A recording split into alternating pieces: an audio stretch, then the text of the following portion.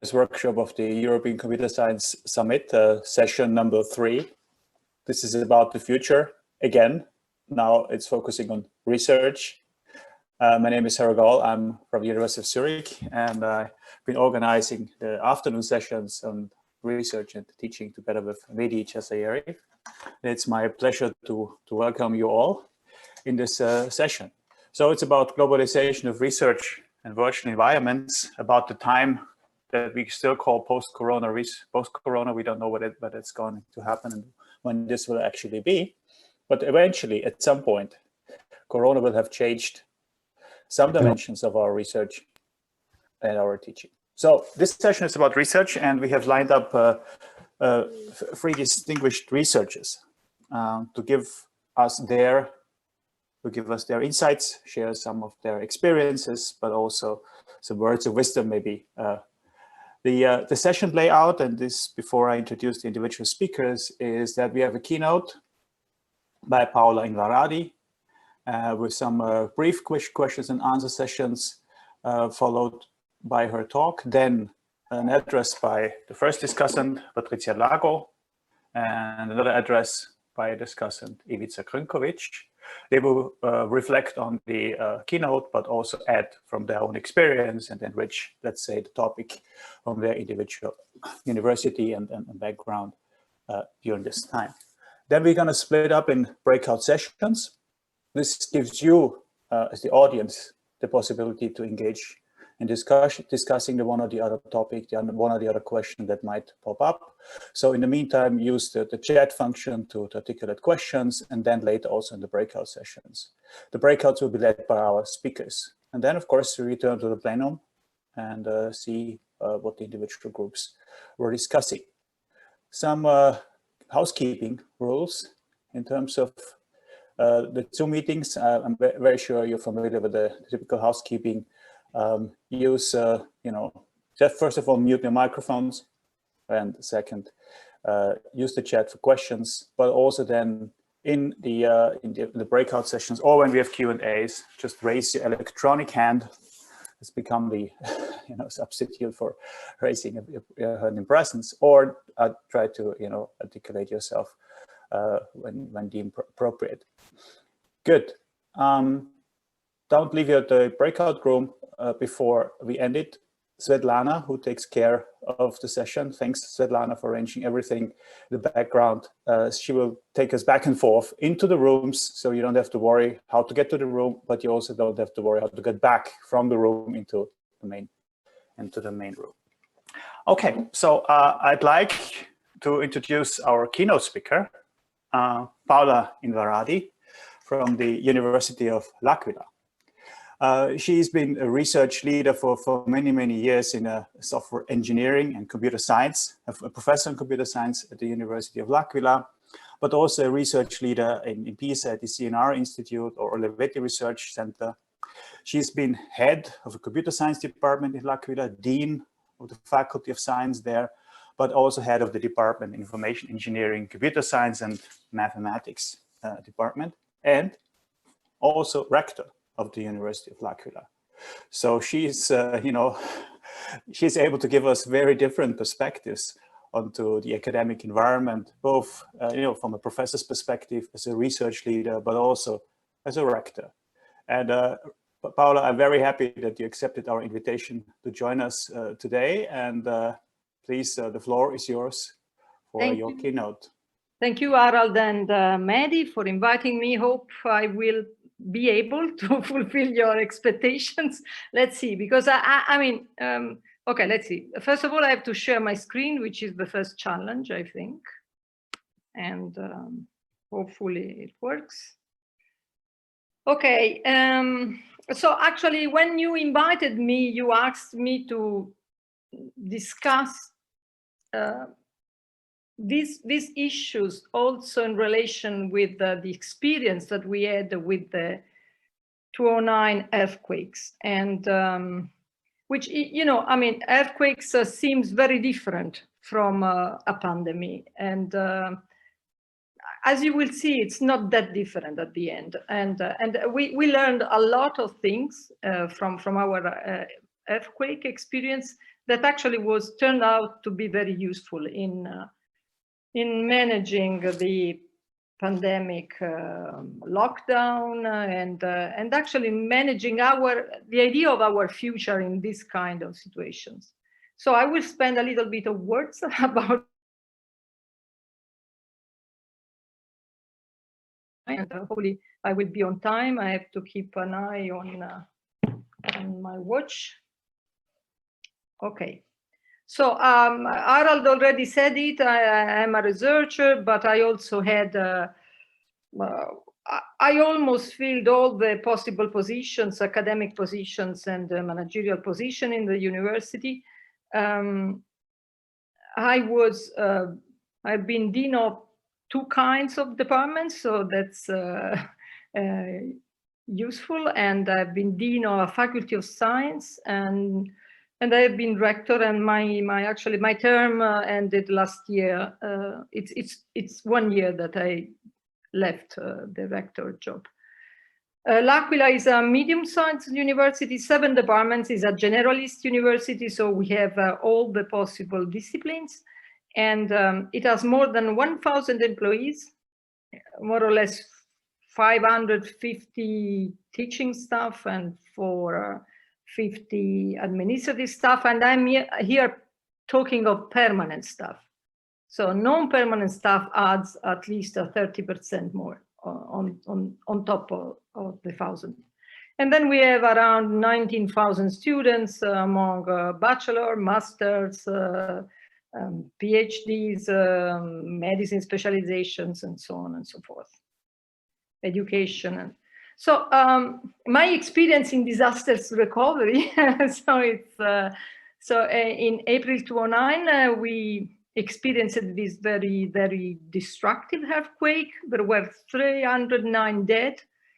Among them, there were 55 students of our university, which is a huge percentage. And these students all came from outside L'Aquila. They were not resident in L'Aquila. They were coming from area out of L'Aquila, and they were,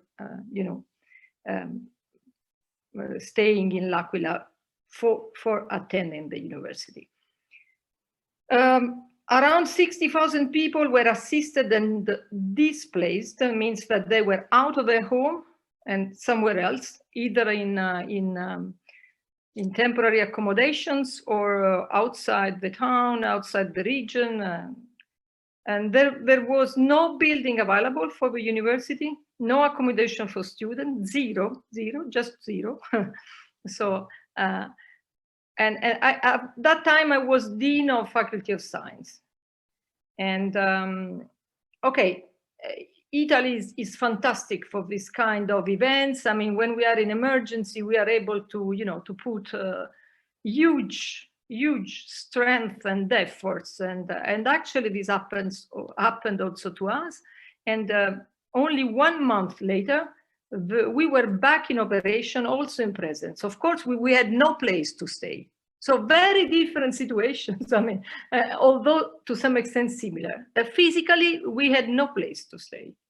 So we existed, but we could go in presence, but there was no place. So we tried to spread all around the region in different places, and we actually moved according to the places where the students were moving, more or less. And research, of course, we had to displace research as well. We had a lot of host institutions that they were offering hospitality, and we spread out all over Italy.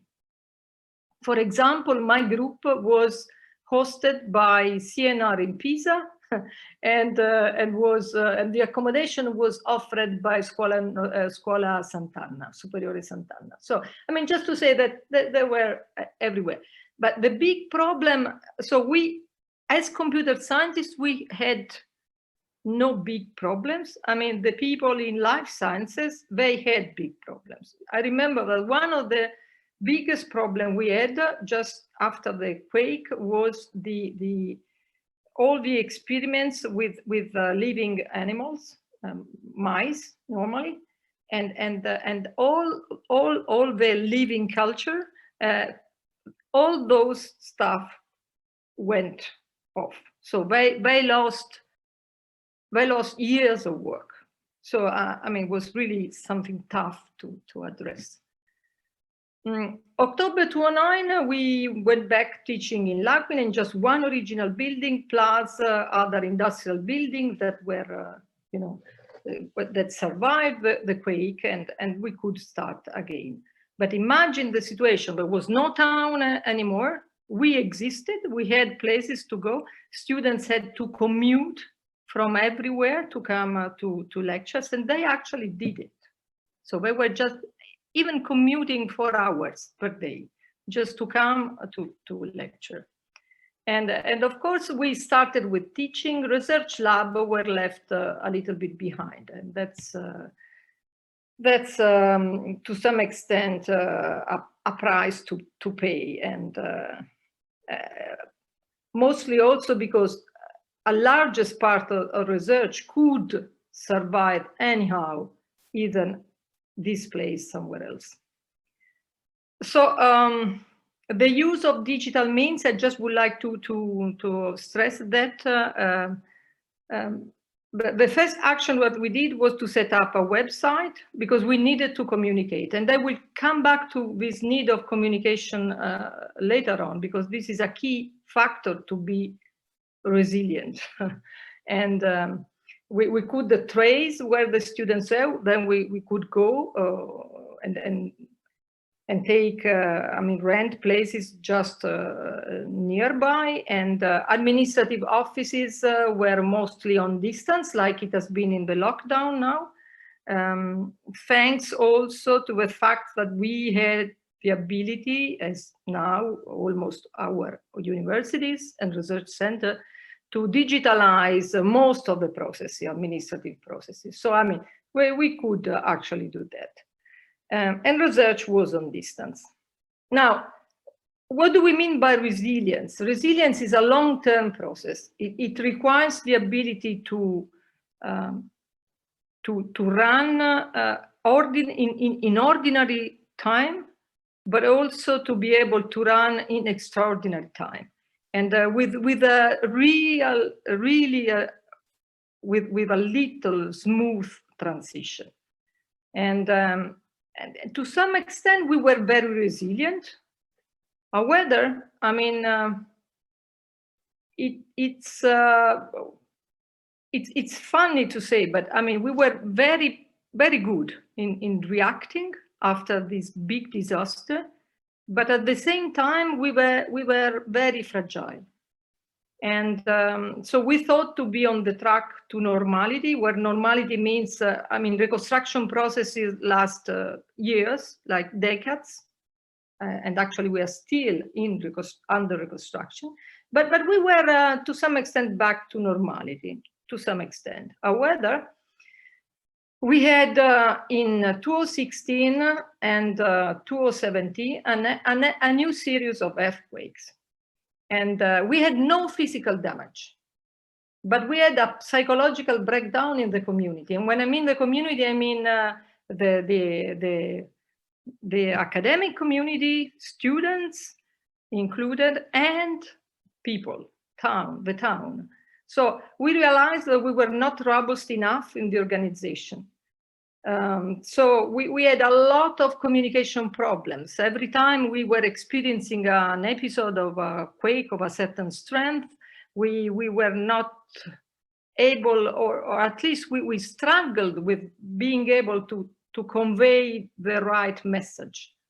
Like say, reassuring, yes, not, you have responsibility of thousands of people. We had still in mind that we lost 55 students in the previous quake because we were open and we didn't close. And you know,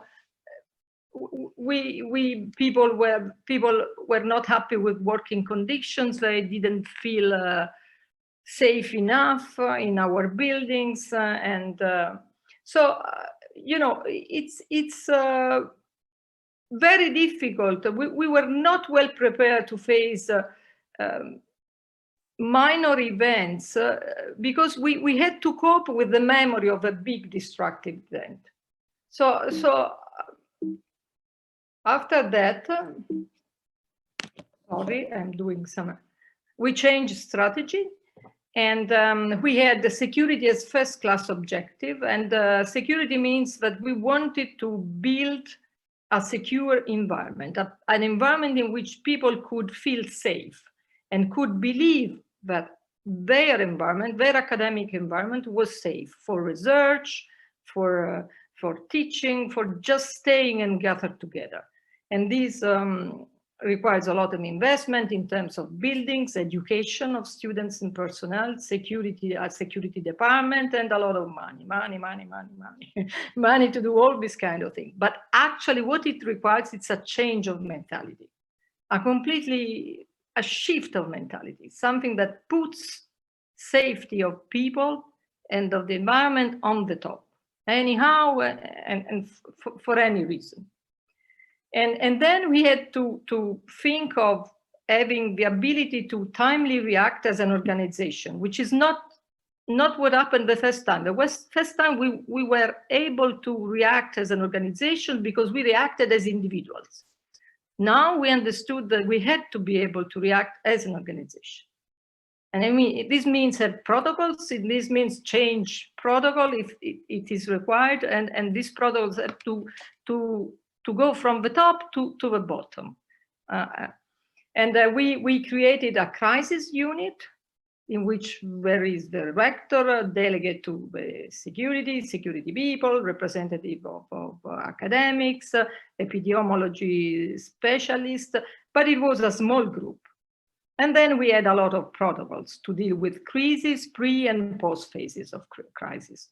And the crisis unit is active 24 hours. So we need to be able to react in any moment to any event which is not ordinary. And we also recognize that we didn't have the right communication skills. So what we did, we are a university, so we decided to look for the best specialists in communication of crisis, and we asked him to teach us what to do. And we went to school for 1 year almost, and when I say we, I mean I was rector at that time, the rector, some head of department, the security personnel, communication people, and so on. And actually, we learned a lot. And this was really, really something useful. And so how did all this experience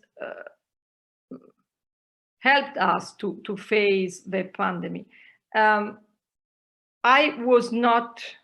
Last year, I was not a rector anymore, but I am a member of the unit of crisis. So I'm in crisis unit. So I am always, I am receiving WhatsApp at any hours of the day and the night.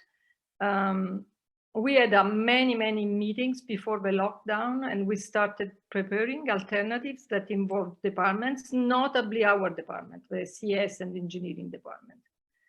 And during the lockdown, as Elisabetta was mentioning, we were able to have a very quick transition to distance learning, exams, graduations. Research moved on distance as well, but labs remained active. So this time we struggled to have labs active.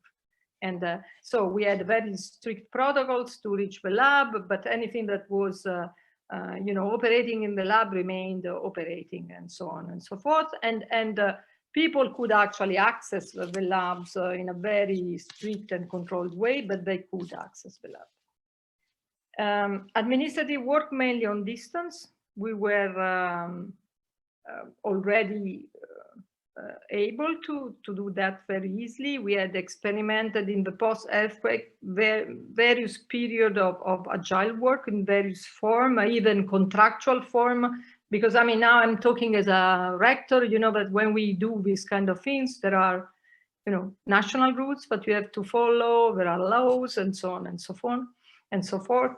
And of course, the digitalization of all the administrative process is crucial to do this kind of thing. So October 2020 answers and questions. Now we are back in presence for most of the teaching activities with very strict protocols, but we also have distance teaching, and so essentially we have a hybrid model.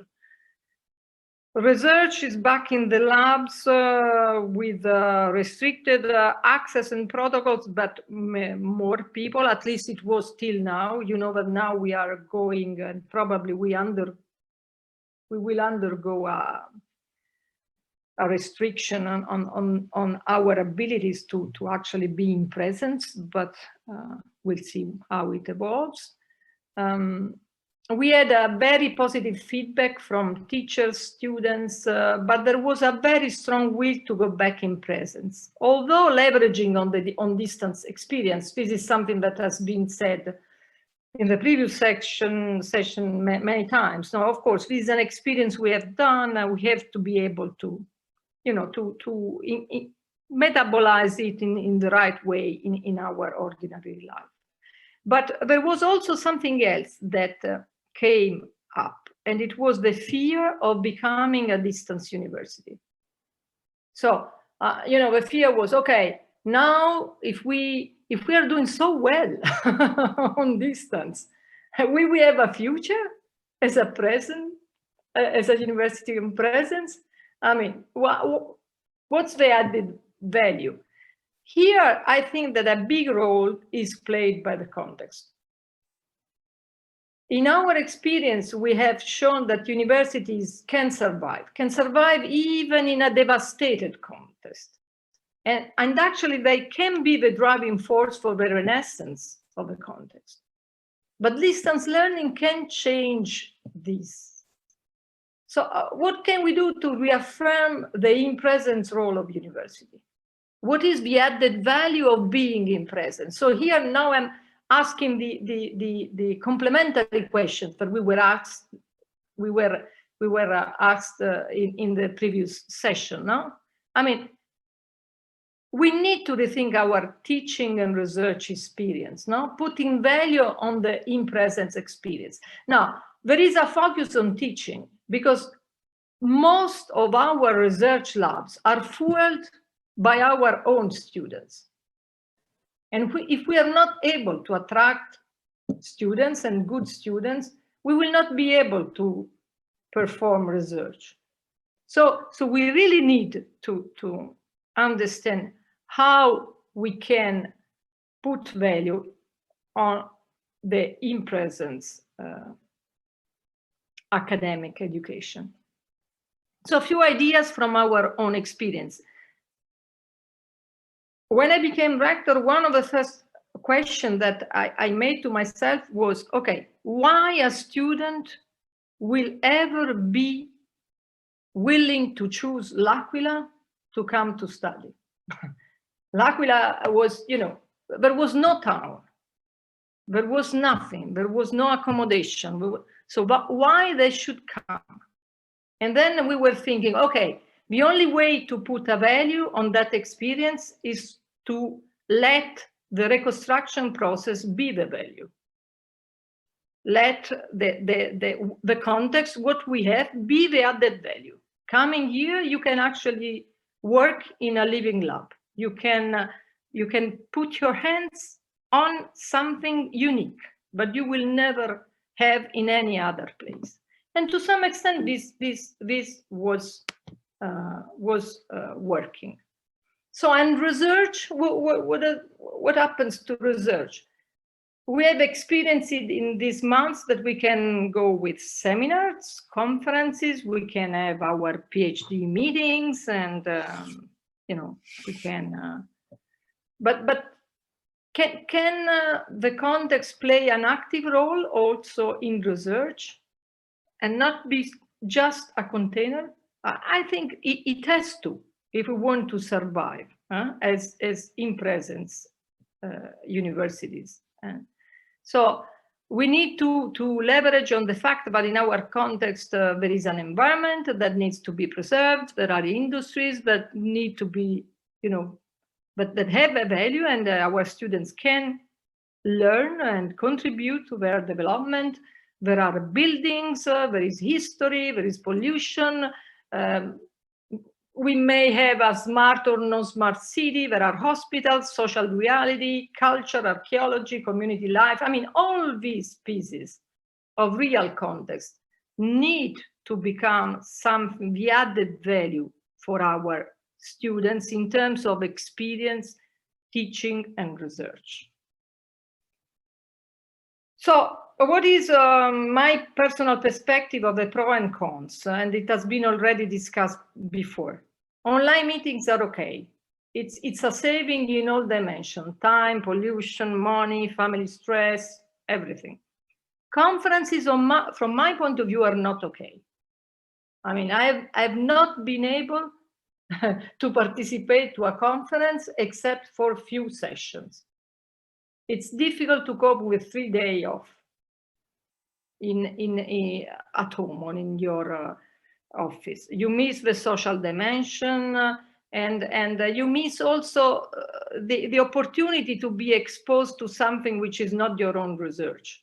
Because at the end, you tend to attend only the sessions you are more interested in. While when you are at a conference, you have a little bit of spare time, and you say, okay, you know what? I go there and listen at that. This doesn't happen. You have no free hours at home. You are always doing something. Research is already international on large scale. I just would like to tell that, since the existence of internet and web, we had research projects that could never have been proposed before. Just think of a human genome project.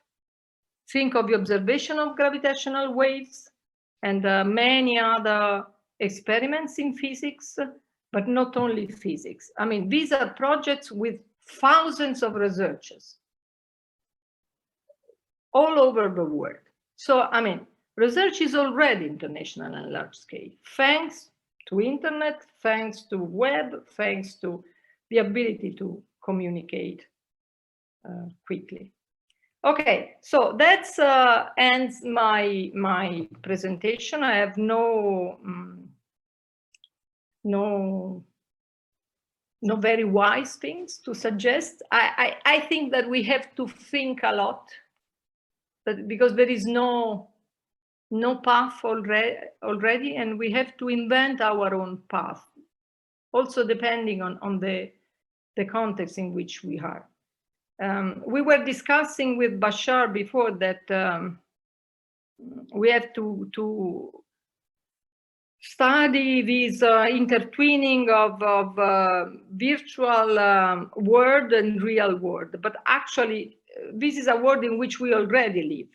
Now maybe it's a little bit different, the weight of one part of the world on the other. In other period of life, it might be the other way around. But I think that we have really to understand that our world now, it's not only a natural world. It's a digital world. It's a new world in which digital and real are intertwined and mixed. And this raises a lot of problems.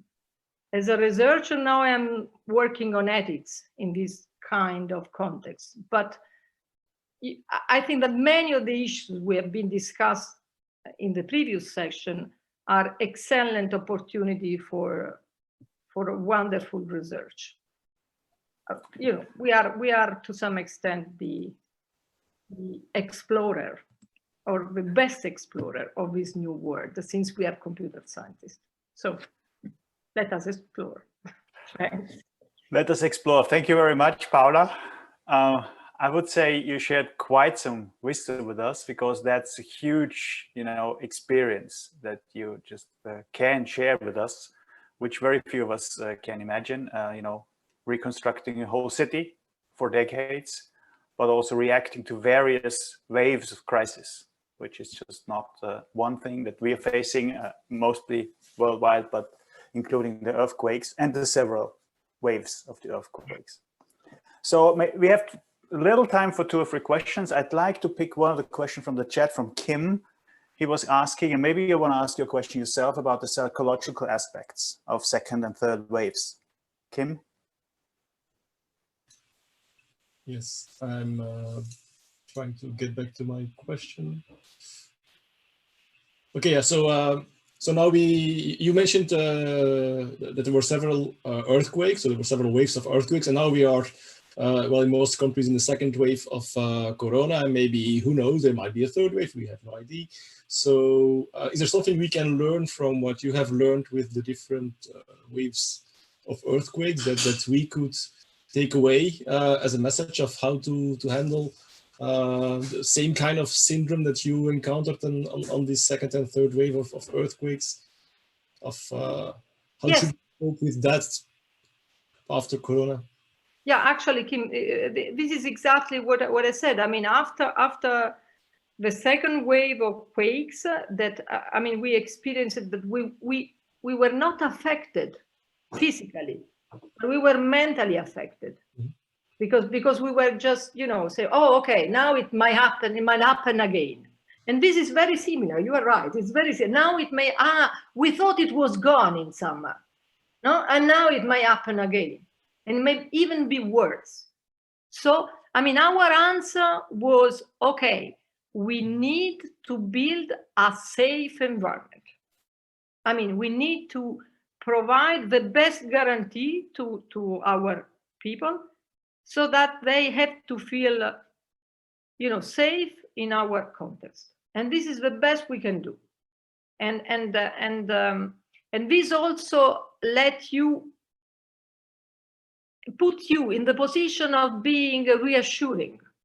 Otherwise, you cannot. I mean, you cannot say, no, okay, get back to in our building and be safe, don't worry, because it's a perfect building. If you don't know, but it is a perfect building. So we had to actually demonstrate that it was perfect before, and that's what we need to do even in this case. We have to really build protocols that can reassure us, and this is something that also the society is experiencing. Huh? So on a small scale, we experience it in the university, but the society is exactly experiencing the same stuff. So why do we not feel safe in Italy? Because in order to get tested, you need weeks. In order to, you know, there is no certainty. This is what we learned from our course in communication of crisis. Huh? So we learned that you have always to be honest and say the truth, but the truth has to be solid. Otherwise, not to say. Oh, that's kind of over political. We also targeted maybe to the West. Maybe we can switch now to the 2 discussants to add some more topics to it, and then we deepen the Q&A in the individual breakouts, the 3 that we scheduled. And I'd like to hand over to the first discussant, Patricia Lago. She's Professor of Software Engineering, Department of Computer Science at the Vrije University of Amsterdam. And thanks, Patricia, for accepting our invitation. And we'd like to hear your reaction. I have to laugh to what Paola said, so I'm recovering from that. Because University of L'Aquila is also a strategic partner of ours, so I could live with them all the pain that they went through over the years. So I understand a little bit of the situation. What related to post-corona, or still corona as I call it, I recognize a lot of things also with us. Mainly one thing is that me as a member of the management team of our department and holding the research portfolio, it was the major shock that we still have to work with is all the number of stakeholders that we have to interact with that we didn't have to. So from the municipality to synchronize the movement of the students to the government to align with all the regulations. But now in this second wave, we also have to do with new regulations or constraints on the ability to open contracts with people that are abroad and they don't want to move or move back because simply they don't feel safe. For us, they don't have to, but then you have to realign all types of regulations that have different assumptions about this context that we are talking about. Tuition fees, all types of different things that we didn't have to manage before. And what is, I think, for us also an opportunity, and what we decided very early to do is to allow for others, because in computer science we can do a lot more easily and digital. So we decided very early to migrate everything online and leave the campus available for other faculties that cannot do things online, excluding the few labs like robotics that basically you cannot do that many things remotely. Also for us, the most striking realization was the socialization part, as also Bashar was mentioning before. So both for education and for research, we have still to find if possible, an optimal solution for the social isolation, depression, lack of focus, missing social interaction, all things that have a major impact on also on the junior researchers, their ability to perform. And next to that is, I was listening a panel in a conference of a PhD students that was saying, yeah, well, for me it's a missed opportunity to meet the leaders in my field and network with those that before I could do at physical conferences, and now in digital conferences not possible anymore. So when my PhD period is finished, I don't have this opportunity anymore to build towards my academic career. And I think this is part of the socialization that we have to accommodate both for education and research. On the good side, we were lucky, we are still lucky, because in the Netherlands, digital services are excellent. So we didn't have connectivity problems. The government right away increased the capacity. So this is not, on average, is not an issue. So at least that is partially solved. But still providing a secure environment for both students, but also for the researchers, for instance, in our department, is the major effort. Feel safe, feel taken care of is what we really need, and what also our colleagues, everybody appreciates. So to support in a flexible way the needs of people, and create new opportunities for meeting, so that now we are starting to create opportunities by starting to think, well, it's not an urgency, but it's the new normal. And we want to create opportunities, for instance, for digital seminars and things that are easy to organize, but have a high return on the investment for research. And one last thing that I wanted to mention is that a positive co-product that we have noticed is that how more open both the public and private sectors, so all the industries, have become to organize free of charge webinars, an opportunity to disseminate, and this had a great push in collaboration with industry for us. So I don't know if this is a generalized trend, But building upon this new habit is, I think, is a great opportunity also for us in scientific conferences to become more agile and invest more on the social interaction that we lost and less in the publication as such. Thank you, Patricia. I really like also the comment about the building an environment to feel safe and also feel taken care of. I think this is something that is often underestimated, that students, but also teachers get this safe and secure environment and then target it to what actually makes the added value of presence in the case you can go to the campus and be on premise.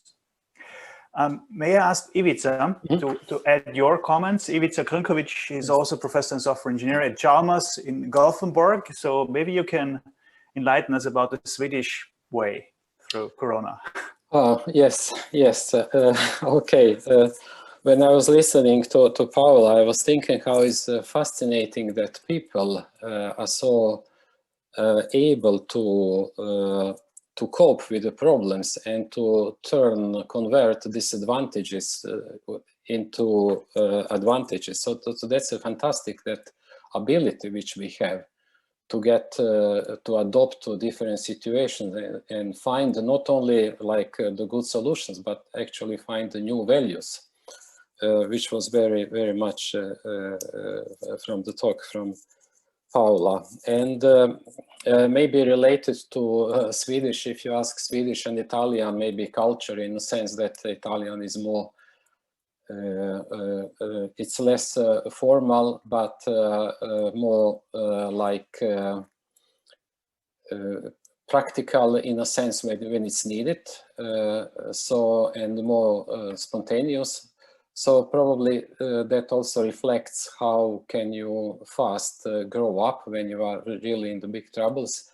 And maybe from the other side, like Sweden, which shows that everything is organized, like, and then if you are outside this organization, then people and society tries to build this new organized way. And sometimes it works, sometimes it worked less. So, but anyhow, there is also this ability to adapt. And related to that, I would say that like computer science, we are on the lucky side in this coronavirus, because many things are only have been shown that it's possible by digital means, and even that we can save the world, you know, we can improve the world, and that's very good. Good experience, and maybe it gives also like a big hope for the future. Then also related to thoughts from Paola about this presence and what is our responsibility, maybe to see those which don't have these opportunities. So what happens with the social impact? So universities always had like important role to have a social impact, and usually it was like local, you know, local environment. Although many questions have been global, like climate and genome, and so it's very much globally. But still, traditionally, and in most of the cases, the direct interaction is local. Which maybe it could be better, but maybe could also disappear. So maybe then, since I think we have to think about what will be the role of the university and how to manage this global and local relation. So for example, for us now it's even easier to get international PhD students. Even this year, they don't need to come to Sweden. They can enroll remotely. And that's, you know, this gives you opportunity to get much more students. At the same time, you have to ask, okay, what will be the local community? What will be with the local industry, which does not have still this ability? So we have to think about this building maybe like a new class, like digital class and non-digital class, that we should avoid that. That I think is our responsibility as academia in general, and maybe in particular computer science, or we who understand like the digital means and what you can achieve. So that's something. That's also when we think about this relation about global and local, there are things which gain and people which gain a lot, but there are maybe those which don't do it. So relation to this, for example, this digital remote conference, there are a lot of advantages. I have been this year of many more conferences than I would be otherwise, although previously I went to many conferences, but now it's more. And then it's a shorter time. But then if I think, you know, there is difference between senior researchers and maybe young researchers which really have to build up their community. And is it possible to do it in a digital way? Maybe yes, but maybe, I don't know, maybe this is one thing. Then there is also like in education, we can build now the classes which are international, also with teachers, and so there are a lot of opportunities. But I think that we should always take care about, okay, how can we build a sustainable society, both on the local and on the global level. That's maybe our challenge in the future. Okay, that's shortly. I have some other things, but since the time is running out. Thank you very much, Ivica, and thank you very much for all the reactions. I'd like to just ask the audience if there's some quick comments or quick reactions before we go to the individual breakouts. So there's a little time for you guys.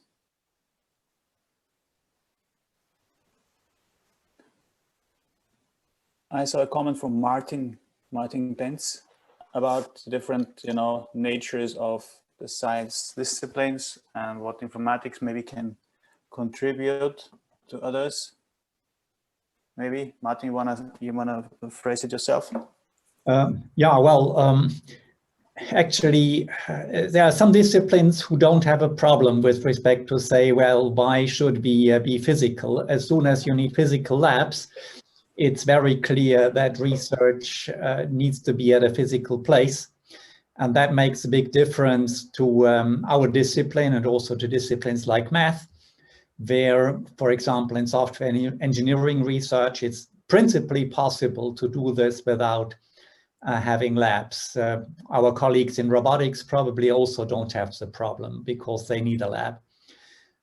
So I think what for us somehow actually the challenge is to figure out also with respect to attracting PhD students, what is our selling proposition for them to say, well, you should still come to our university, you should be local with us and do your research at, say, co-located and not just everybody sitting at home. I think this is one of the major challenges we are faced with. And the other thing, but that's a different story, is, well, how we can do conferences in the future. But that's a topic of its own. Maybe I can pass this question to Paola about the PhD students, international PhD students, and the selling proposition of, for example, L'Aquila as one example. How does it look like from your perspective? I think that actually we were already very international, so I don't see any big change, except for what Ivica was saying, that maybe you know, the kind of international students are less impressed by pandemic. I mean, if they have taken the decision to go out, they will. And essentially also because most of them come from places in which it is worse. So, I mean, that's not an issue, I would say. But the issue is recruitment from you know, lower levels. I think that might be an issue. Mm-hmm. Okay, thanks. There's another comment from Letizia, and then I see Enrico. Letizia first.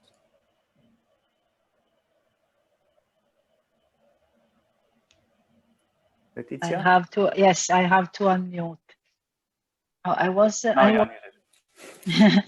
I noticed that we are telling a lot of experience and what function, what doesn't function, and people has already started to publish papers about the effect of the pandemic on research and education. But I think that maybe it's something obvious I'm saying, that it will take a lot of years to really assess the consequences of what has happened and the changes. And I was thinking about it when Paola was talking about what happened in L'Aquila 12 years ago. And then I was thinking, okay, how will we see what has happened now in some years, and how will the studies look like?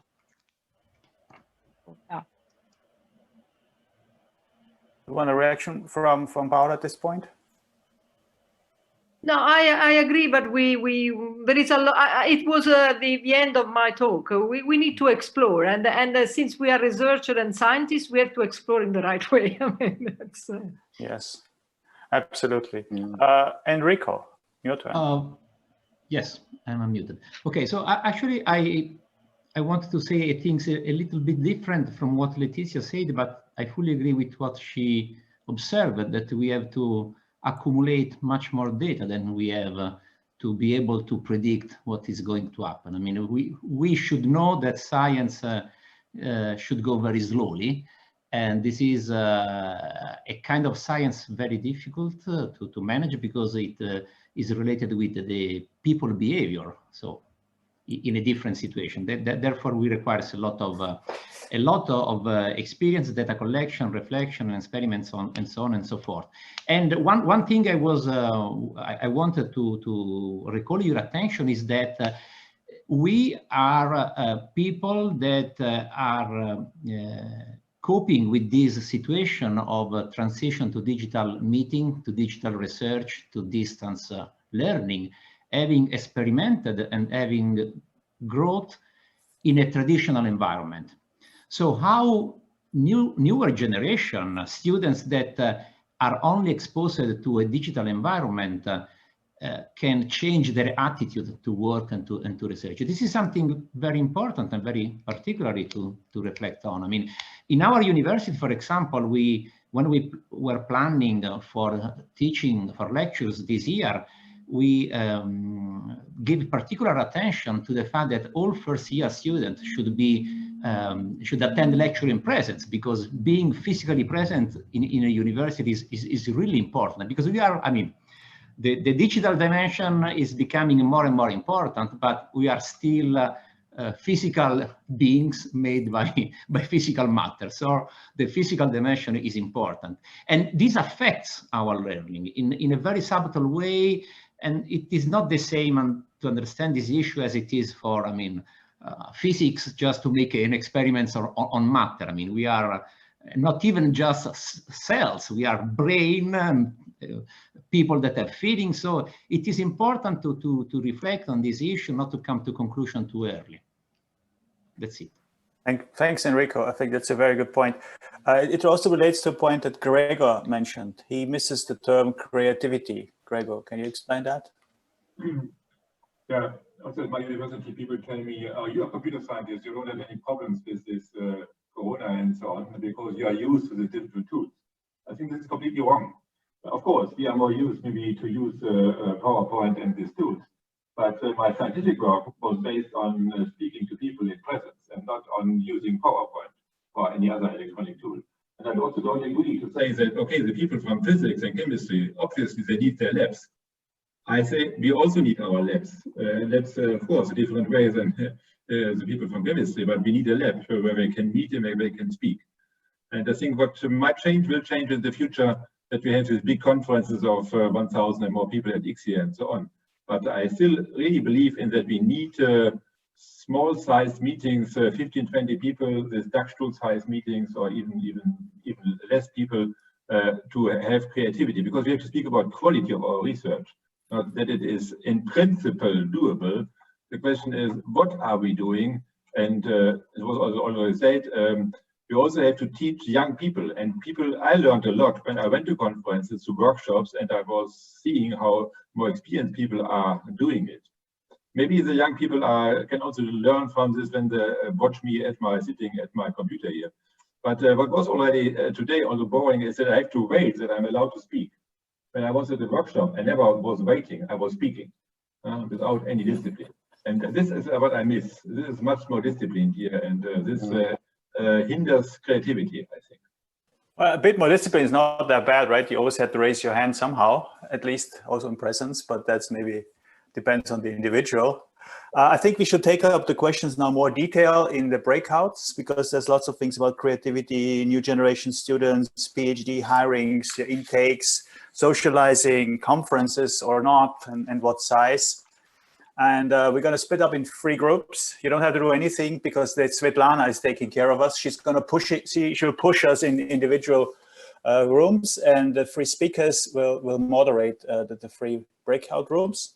And Svetlana will also take us back into the main room after a good 15 to 20 minutes, where we also reconvene and share what we were discussing in the individual sessions. So please, Svetlana, it's your turn to do the magic.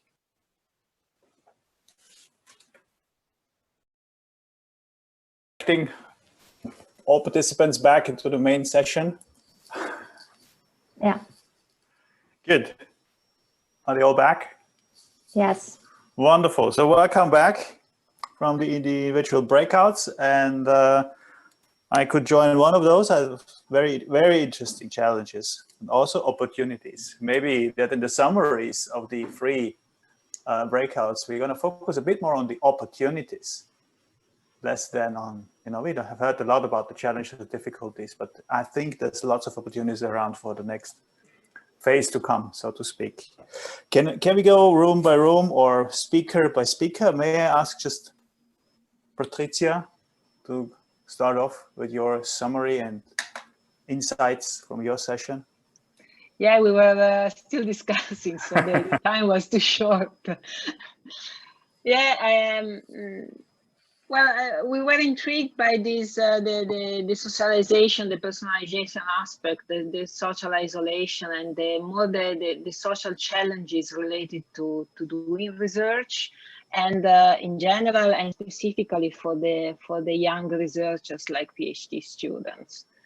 So we mentioned challenges like home working from small rooms or apartments, especially if you are an international and then your family is far away, and maybe in a situation where Corona is even more difficult. And also connecting with the peers, so other PhD students, so that you get a feeling of how far you are, if you are doing well or not in your research. So this is all gone, so you don't have a point of reference that you have to build in other ways. How to build a sense of digital scientific community, and also from a supervisor perspective, how do you inspire prospective PhD students to choose to do a PhD at all if you never meet them? So I still see this happening now with students that I see, I interact with. So if I wouldn't interact with them, that would be much more difficult. So in general, it is too easy to think about tools that allow interaction and labs, and it's much more difficult to find this social, to accommodate a different way of socialization. And we think that linking, taking the best things that we learn in the past 6+ months from digitalization of the conferences, so we are getting better and better, getting these good practices and thinking about how to support PhD students in growing their own community, growing their own network for the academic career could be an opportunity. Perfect, thank you. Ivica, what was up in your session?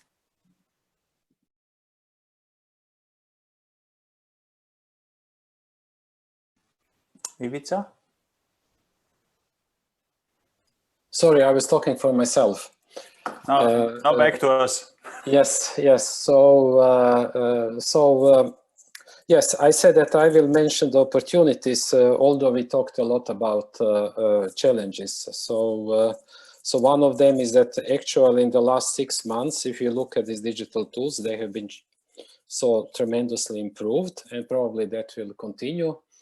And we will have more opportunity after Corona to combine these different worlds, and that's maybe the best what we can do. We also mentioned about the conferences, as conferences are like places of the inspiration, and inspiration not only for prepared talks, but actually from the meeting of people. So this is definitely a challenge how to replace this. But at the same time, we can see like a good opportunity to solve, to contribute to the problem with climate change, for example, that we take this responsibility. Which certainly is important. And then also there was like, okay, we can now maybe remotely hire people, hire postdocs or something like that, which is like very practical. Then, of course, it's a question what benefits are for this postdoc who actually has to grow in his or her career. But if I would say the positive part of discussion is that we should look for the opportunities in the future and see how to combine these two different worlds, this physical and digital. Did you guys also talk about farming out research questions? Let's say you have some things you want to investigate and see who is interested on a postdoc or even on a PhD level to work on this, collaborate on this. That's one of these opportunities. Okay, good. Thank you, Ivica. Paola? Yes, we actually started from the discussion about creativity and what we miss of conferences in presence, and what we miss is the social counterpart, what it has been also stressed in the other rooms and in the discussion before.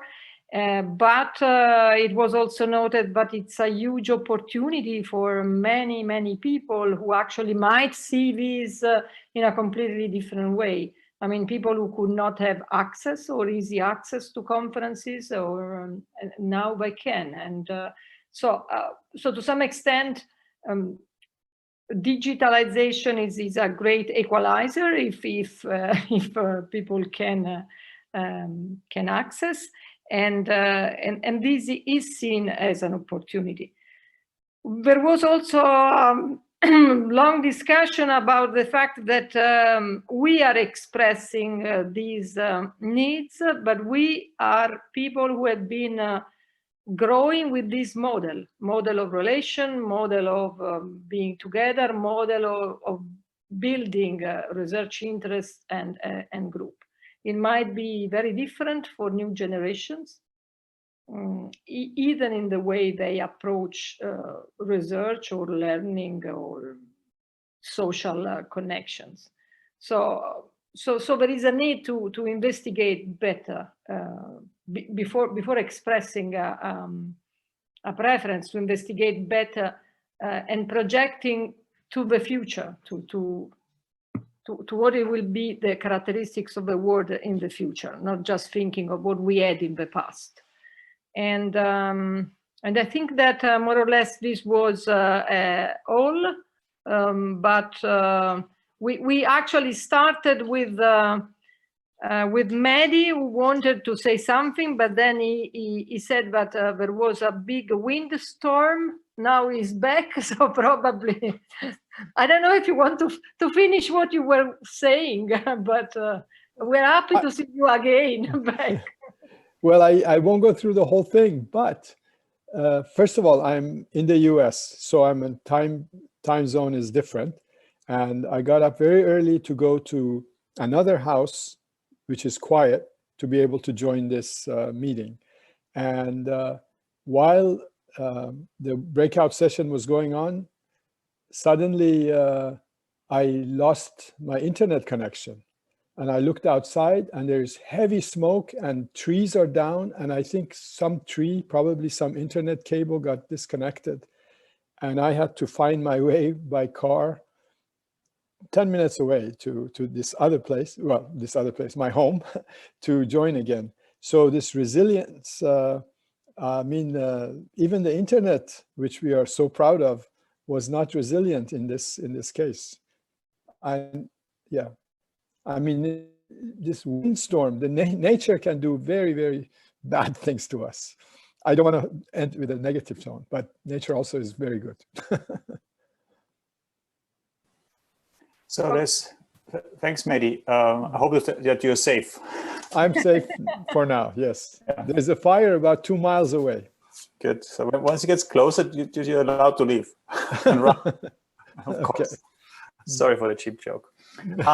Gregor, you had a comment about this working group. We want to, advertise it yourself? Yeah, sorry that I make a little bit misspelling in my message here, was too fast. But yeah, there is a working group because we had in June, we already had a kind of webinar where we also discussed this issue on what are the impacts of Corona on our daily life. And so we started with some activities, but it's open. And I would be really happy to see more people continuing the discussion we have today. And please contact the Informatics Europe office or contact me directly, and then you can participate in this working group. Thank you for letting me make this advertisement. Of course. We all happy learning, looking forward in these new approaches to learn for the next generation of students. I think when I heard some of the discussions, it reminded me a bit of the things that are going on with hackathons or designathons and the like, which were not, the thing like 10 years ago, right? So students and people, they engage differently today to learn, to build things, not only software, but other things as well, if you do designathons or whatever you name it. So the creativity part is something that we further need to investigate, how presence or remote work can together or separately lead to these new inventions and maybe support systems for resilience. Yeah, some last words. I also think that time is mature enough to stop this complaining and to speak about more constructive approaches, how to deal with this situation. Because as we can see, it will continue the whole next year. And some people say it will somehow be better next year. But I think it will be the whole next year that we are in this home office online mode. So let's discuss how can we share good experiences. All right, but you were talking about optimistic cases, so I'd like to share an optimistic case that we're not going to be only in home office next year and be at least partially back to some mode of presence or partial presence at least. Not in Switzerland, okay. Good. So is there some other, there's a message from Francesco Majorana. You want to ask this question yourself?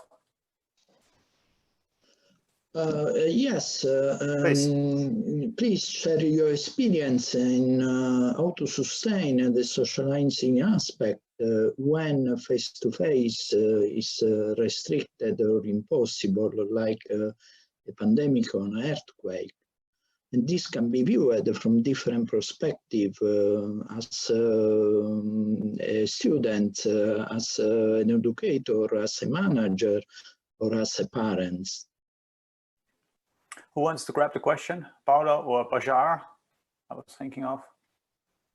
What I can say is that, I mean, the situations are slightly different. I mean, pandemic can actually be a problem, but what I can see in terms of experience that we had, I see that actually people, students, they actually group together. I mean, we have classes and they group together. Of course, I mean, they are building on existing relationships.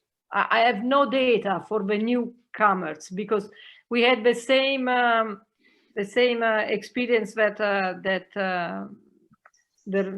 it was described before. I mean, we try to have first fresh students in presence. So, I mean, for them, it's difficult to say. But for the adults, I think that they stay connected. So, but it was building on existing relationships. So now we don't know. I know, Shapajar, I asked you the question already in the breakout room, but maybe this is an opportunity to, again, because it was also coming from the session number 2 that Mehdi chaired, about the, spontaneous interactions that you facilitate in your model. Yeah, I mean, I suppose, I mean, people socialize and become friendly because there are social reasons and shared interests why people become friendly and get together. So sometimes they get together because they have a joint coursework that they have to deliver, but there's all sorts of other reasons why people socialize. So if you try and find ways to get them to have those shared values, those shared interests, then that's what sustains them, and that's what sustains the interaction. So we sometimes put people in groups that were technical because we all thought they were interested in, I don't know, compilers or HCI or whatever it is that you might like. But then we give them certain values that they might want to think about, like kindness or empathy or climate change or sustainability. And then they start working together and trying to get their different technical interests to solve that social problem. And when that happens, they start forming groups and looking for areas of application that get them to work together. And that gets them to work together technically, but also they form friendships. So we don't have huge numbers to verify this, but certainly it seems to have worked, in 2 or 3 out of every 6 groups that we might form, which is really a good hit rate, I think.